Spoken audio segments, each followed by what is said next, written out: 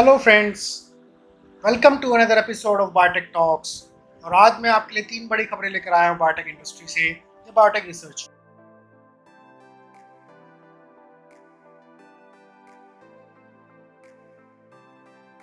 से। तो शुरुआत करते हैं यूनिवर्सिटी ऑफ ऑक्सफोर्ड की स्टडी से। वहाँ की स्टडी ने एक साइंटिस्ट ने बताया है कि जो कैंसर सेल्स हैं वो रेजिस्टेंट क्यों हो जाते हैं हमारे ट्रीटमेंट के खिलाफ, या जो कीमोथेरेपी पेशेंट जो कीमोथेरेपी और रेडिएशन थेरेपी लेते हैं उनका इफेक्ट उनमें उतना ज़्यादा नहीं आता, कुछ में ज़्यादा आता है कुछ में कम आता है। वो ऐसा क्यों होता है? तो उन्होंने एक चीज़ समझाई है, एक्सोसोम्स और एंडोसोम्स का एक कॉन्सेप्ट दिया है उन्होंने। ये हमें कॉन्सेप्ट पहले से पता है, बस उन्होंने थोड़ा सा मॉडिफाई किया है, कुछ एडिशनल चीज़ें बताई है कि वो और क्या क्या फंक्शन करते हैं। तो पहले समझ लेते हैं एक्सोसोम्स होते क्या हैं। Exosomes are made in endosomes. Endosomes क्या है? एंडोसोम्स हमारे वो पार्टिकल्स हैं या वो एनगल्फिंग मैकेनिज्म है जो हमारे किसी फॉरेन पार्टिकल को ह्यूमन बॉडी में एनगल्फ करता है। तो उनका फंक्शन क्या है? वो आप हमारे जो नॉर्मल सेल्स हैं उनको हेल्दी रखते हैं। एक्सोसोम्स कैसे हेल्दी रखते हैं? By flushing out the damage protein. ये आपके डैमेज प्रोटीन को फ्लश आउट कर देते हैं। उनका रोल क्या है? डैमेज प्रोटीन को फ्लश आउट करने के अलावा वो सेल साइकिल जो रिसाइकल सिस्टम है उसमें भी काम प्ले करते हैं कि अगर कोई प्रोटीन फुल्ली डैमेज नहीं है, थोड़ा सा डैमेज है, तो उसको पूरा एक्सक्रीट आउट नहीं करते हैं, उसको भी रिसाइकलिंग सिस्टम में डालते हैं ताकि उसका जो प्रॉपर फंक्शन है वो थोड़ा बहुत उससे निकाल सके और बाकी को उसको डिस्कार्ड कर सके। अब होता क्या है कि दे इस सेल रिसाइकल सिस्टम में they divert reusable protein from waste disposable system. अब यहाँ होता क्या है कि इन्होंने यहाँ इस स्टेज में जो एक्सोसोम्स हैं वो एक्सोसोम्स को हम बोलते हैं RAB11A, या उसको एक नाम दिया है RAB11A। इसका काम क्या है?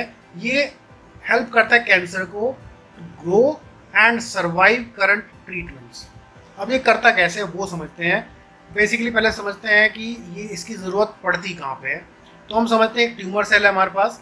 तो जैसे जैसे अब आपका ट्यूमर आपकी बॉडी में ग्रो करेगा, उसका साइज बड़ा होगा तो उसकी न्यूट्रिशनल वैल्यू बढ़ेगी या न्यूट्रिशनल कैपेसिटी बढ़ेगी, उसको ज़्यादा न्यूट्रिएंट्स चाहिए।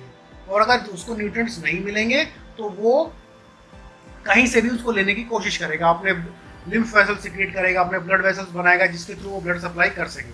तो उन न्यूट्रिएंट्स में सबसे पहले क्या आता है? अमाइनो एसिड्स आते हैं, प्रोटीन्स आते हैं, वाइटामिन आते हैं, मिनरल्स आते हैं। तो अब जब इन न्यूट्रिएंट्स की उसके पास कमी हो जाएगी तो वो एक्सोसोम सिक्रेट करते हैं। ये वाले के जो कैंसर सेल्स हैं ये हमारे एक्सोसोम सिक्रेट करते हैं। इसमें से जो एक्सोसोम सिक्रेट करेगा उसका नाम है RAB11A, जिसको हम बोल रहे हैं RAB11A। तो अब इनका काम क्या है? RAB11 क्या है कि they are molecules made by cancer cell. These are exosomes which are secreted by cancer cells. क्योंकि ये खराब वाले एक्सोसोम्स हैं इसलिए हम उनको बैड एक्सोसोम्स बोल रहे हैं। अब इनका काम क्या है? ये करते क्या है कि they give other cells around them a growth promoting boost and selection of more aggressive cell types। यानी कि जो सराउंडिंग सेल्स हैं उनको ग्रोथ प्रोमोटिंग का बूस्ट देते हैं कि जो मतलब उनको भी कैंसर्स बनने के लिए प्रमोट करते हैं। अब इन्हीं की वजह से हमने देखा गया है कि production of these results in patient not responding to treatment and development of resistance. तो इन्हीं की वजह से जो किसी भी कीमोथेरेपी का रेजिस्टेंस आता है, कुछ पेशेंट रिस्पॉन्ड नहीं करते हैं, वो इन्हीं एक्सोसोम्स की वजह से करते हैं। अब ये जो एक्सोसोम्स हैं ये कैसे इफेक्ट करते हैं? इसमें एक पाथवे है ERK map kinase signalling pathway, वो भी इसमें इन्वॉल्व होता है कि जो कैंसर सेल्स हैं जो सिक्रीट कर रहे हैं एक्सोसोम्स को, वो एक्सोसोम्स आपका ट्रीटमेंट को इफेक्टिव नहीं होने दे रहे हैं। उसमें एक ERK map kinase signalling pathway भी आता है। उसमें आपका mTOR सिग्नलिंग पाथवे भी आता है कि जैसे एक एग्जांपल है, हमने यहाँ पर अमाइनो एसिड की बात करी थी। तो अमाइनो एसिड में एक एग्जांपल हम लेके चल रहे हैं ग्लूटामीन। एक स्टडी हुई है ग्लूटामीन के ऊपर यूनिवर्सिटी ऑफ ऑक्सफोर्ड में ही। इन्होंने क्या किया है कि ग्लूटामीन की वजह से reduced growth regulatory complex mTOR signalling का फंक्शनिंग शुरू हो जाती है। mTOR सिग्नलिंग आपके एक इंपॉर्टेंट फंक्शन है, इंपॉर्टेंट सिग्नलिंग मैकेनिज्म है कैंसर साइकिल के डेवलप होने में। तो उसमें इनिबिशन इफेक्ट आने लगता है जिसकी वजह से जो आपका जो टोटल ट्रीटमेंट है उसमें आपकी रिडक्शन हो जाता है या पेशेंट जो है रेजिस्टेंस शो करने लगते हैं। तो ये तो फ्रेंड्स फर्स्ट स्टडी जो पहली न्यूज़ थी आप लोगों के लिए। अब आपके लिए लेके चलते हैं दूसरी न्यूज़ पर। दूसरी न्यूज़ आई है फ्लोरिडा स्टेट यूनिवर्सिटी से। उन्होंने क्या डिस्कवरी करी है? उन्होंने देखा है कि हाउ सेल्स मूव रिसोर्सेज। अब ये जैसे रिसोर्सेज मतलब जो हमारा सेल मूवमेंट है, यानी कि जो सेल के अंदर जो प्रोटीन सिंथेसाइज हो रहे हैं वो सेल से बाहर कैसे जाएगा, सेल के अंदर कैसे आएगा। जो वेरियस स्मॉल माइक्रोस्कोपिक मॉलिक्यूल्स हैं वो सेल के अंदर बाहर 24 घंटे होते रहते हैं। वेरियस पाथवेज हैं, आपका सोडियम पोटेशियम पंप है, बहुत सारे पाथवेज हैं। तो उन्होंने इसकी स्टडी करी है। तो अब इन्होंने यहाँ पर जो लीड साइंटिस्ट हैं वो हैं प्रोफेसर स्कॉट, वो बिलोंग करते हैं department of chemistry and biochemistry of Florida state university. तब अब उन्होंने ये बताया कि जो सेल्स हमारे जो मूव करते हैं वो they work like a human postal system. जैसे कि हमारा ह्यूमन पोस्टल सिस्टम में क्या करते हैं कि हमने आज चिट्ठी भेजी है, वो उस पर स्टैंप लगाएंगे, वो पोस्ट ऑफिस जाएगी, वो वहाँ से उसको रेगुलरली डिलीवर करेंगे। तो ये भी ऐसे ही करते हैं जो हमारे सेल्स हैं कि एक मॉलिक्यूल को सेल के अंदर से उठाएंगे, उसको पकड़ेंगे और सेल के बाहर उसको छोड़कर आ जाएंगे, या कोई मॉलिक्यूल जो सेल से बाहर है उसको पकड़ेंगे और उसको सेल के अंदर छोड़कर आ जाएंगे। तो these cells also transport different molecules in and out of cell। अब ये करते हैं किस प्रोसेस है या कौन सी इसमें टेक्निक लगाते हैं, क्या प्रोसेस यूज़ करते हैं, वो यूज़ करते हैं एक इसमें वेसिकल का। वेसिकल हमारा एक समझ लीजिए एक टाइप की ट्रांसपोर्टर मॉलिक्यूल है जो हेल्प करता है किसी भी सेल को या किसी भी मॉलिक्यूल को सेल के अंदर अंदर से बाहर जाने के लिए और बाहर से अंदर आने के लिए। तो बेसिकली वेसिकल्स हैं क्या? These are basically fluid filled sacs that move material. ये बिल्कुल फ्लूइड फिल्ड सैक्स हैं, फ्लूइड फिल्ड पॉकेट्स हैं जो मटेरियल्स को अंदर बाहर करने में हेल्प करते हैं। अब इन वेसिकल्स के बाहर एक प्रोटीन होती है क्लैथरिन। ये एक प्रोटीन स्ट्रक्चर है, क्लैथरिन इसका नाम बोलते हैं। अब इस क्लैथरिन की वजह से ही पहले बहुत सारी स्टडीज हो चुकी है क्लैथरिन के फंक्शनल स्टडी पे कि क्लैथरिन काम कैसे करता है, लेकिन इस स्टडी में उन्होंने नई चीज़ बताई है।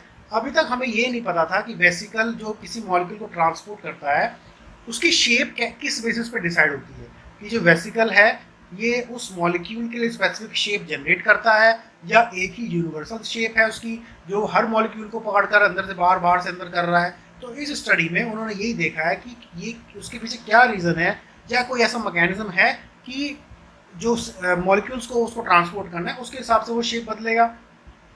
तो अब ये क्लैथरिन्स जो हैं they form a cage like arrangement and do the transportation. मतलब एक बहुत ही मैश टाइप का स्ट्रक्चर बना लेते हैं वेसिकल के सराउंडिंग मेम्ब्रेन पे और एक बहुत ही प्रोटीन को किसी मॉलिक्यूल को पकड़कर और उसको सेल के अंदर बाहर करने का काम शुरू करते हैं। तो अब इन्होंने कहा क्या है, प्रोफेसर स्कॉट की टीम ने they have discovered another protein which is known as adapter protein. अब ये प्रोटीन करता क्या है? ये प्रोटीन अडेप्टर प्रोटीन हेल्प करता है क्लैथरिन मॉलिक्यूल को डिफरेंट शेप एक्वायर करने में। ये डिफरेंट मॉलिक्यूल्स क्लैथरिन के इकट्ठे करता है, उनको पकड़ता है और उनको डिफरेंट शेप में मॉडिफाई करता है डिपेंडिंग अपॉन द मॉलिक्यूल जिसको वो ट्रांसफर करना है। तो adapter proteins these tie multiple clathrin molecules together in a way to allow vesicles to carry different sizes proteins और विटामिन्स और मिनरल और whatever the need may be. मतलब आप ये समझ लीजिए वेसिकल है, वेसिकल के बाहर एक कोटिंग है क्लैथरिन की, क्लैथरिन के साथ में अटैच हैं आपके अडेप्टर प्रोटीन्स। अडेप्टर प्रोटीन्स क्लैथरिन को वेरियस मॉलिक्यूल्स ऑफ क्लैथरिन को टाई अप करते हैं और उसको अलग अलग शेप देते हैं ताकि वो डिफरेंट मॉलिक्यूल्स सेल के अंदर या बाहर कर सकें। तो clathrin coat also forms basket shape which earlier is not known. एक और इसमें डिस्कवरी हुई है कि जो क्लैथरिन का मॉलिक्यूल है वो अडेप्टर मॉलिक्यूल के साथ तो बाइंड करता ही है, उसके अलग अलग शेप बनाने के लिए वो एक बास्केट टाइप का स्ट्रक्चर भी बना लेते हैं जिसके बारे में पहले कोई इन्फॉर्मेशन नहीं थी। तो डॉक्टर स्कॉट की टीम ने एक और चीज़ आइडेंटिफाई करी है। They also have concluded that what shape a vesicle would adopt is dependent upon what cargo they have to transport and clathrin play a big role in it. मतलब कि ये जो शेप वेसिकल मॉलिक्यूल एक्वायर करते हैं ये depend करती है कि उनको कौन सा मॉलिक्यूल ट्रांसपोर्ट करना है, whether it is a protein, whether it is a mineral, whether it is a very microscopic molecule। जो भी मॉलिक्यूल उनको ट्रांसफर करना है सेल के अंदर या बाहर उसके बेसिस पे उसकी शेप डिसाइड होगी। शेप डिसाइड होगी अडेप्टर प्रोटीन्स की वजह से, और वो अडेप्टर प्रोटीन क्या करते हैं, क्लैथरिन मॉलिक्यूल्स के वेरियस मॉलिक्यूल्स को टाई अप करते हैं उसको डिफरेंट शेप देने के लिए। तो ये एक और स्टडी हो गई फ्रेंड्स। अब चलते हैं नेक्स्ट स्टडी पे। अब नेक्स्ट स्टडी कैसे आई, कहाँ से आई है? नेक्स्ट स्टडी आई है आपकी department of US energy information and administration से।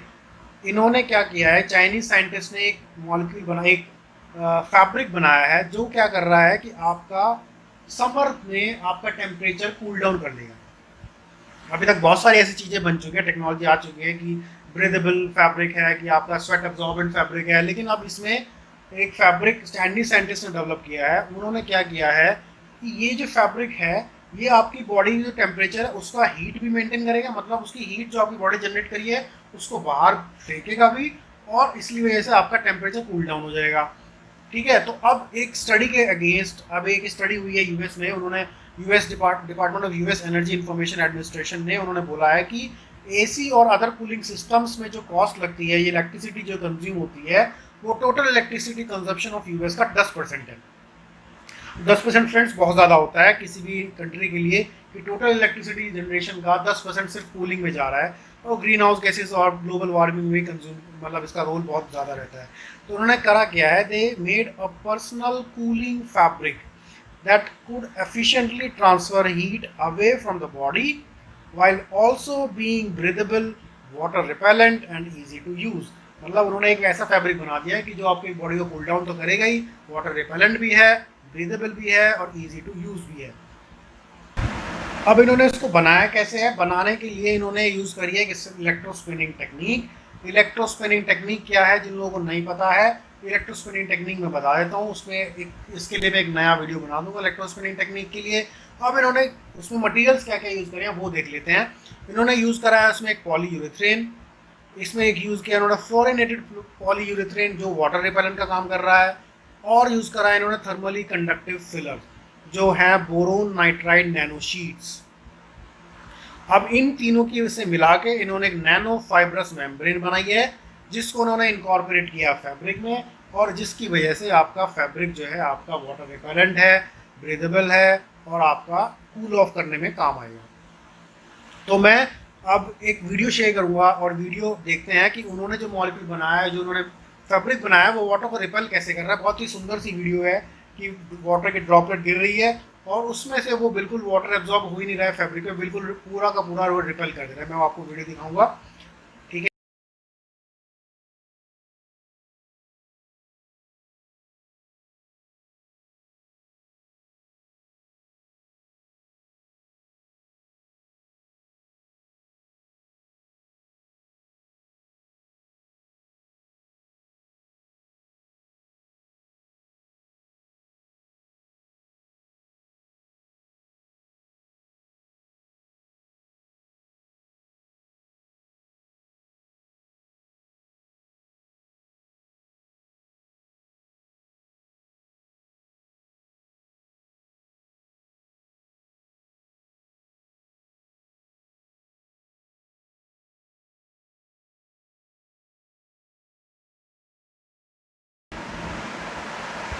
Okay, friends, this marks the end of this Biotech Talk episode.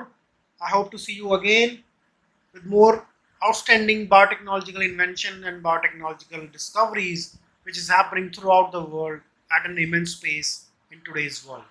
Okay, bye bye.